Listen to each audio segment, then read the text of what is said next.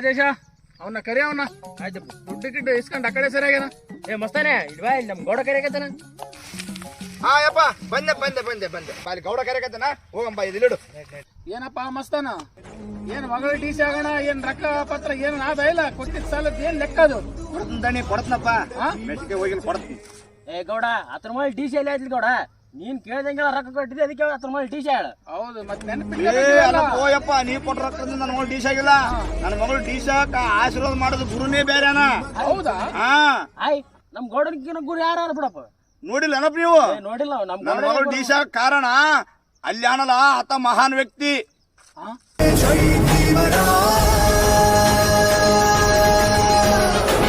ಆದ್ರೆ ನನ್ನ ಮಗಳು ಡಿ ಸಿ ಕಾರಣ ಆ ಮಹಾನ್ ವ್ಯಕ್ತಿ ದೇಶಕ್ಕಾಗಿ ಸಂವಿಧಾನ ಕೊಟ್ಟ, ಹೆಣ್ಮಕ್ಳಿಗೆ ಮೀಸಲಾತಿ ಇಟ್ಟ, ನಮಗ ನಿಮ್ಗ ಓಟಿನ ಹಕ್ಕು ಕೊಟ್ಟ, ಹೆಣ್ಮಕ್ಳಿಗೆ ರಕ್ಷಣೆ ಇಟ್ಟ ಅಂತ ಮಹಾನ್ ವ್ಯಕ್ತಿಯಿಂದನೇ ಇವತ್ತಿನ ನನ್ನ ಮಗಳು ಡಿ ಸಿ ಆಗ್ಯಾಳ.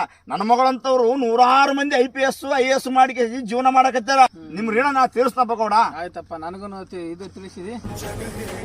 ಜೈ ಭೀಮ್ ಜೈ ಭೀಮ್. ಎಲ್ಲರಿಗೂ ಅಂಬೇಡ್ಕರ್ ಜಯಂತಿಯ ಹಾರ್ದಿಕ ಶುಭಾಶಯಗಳು.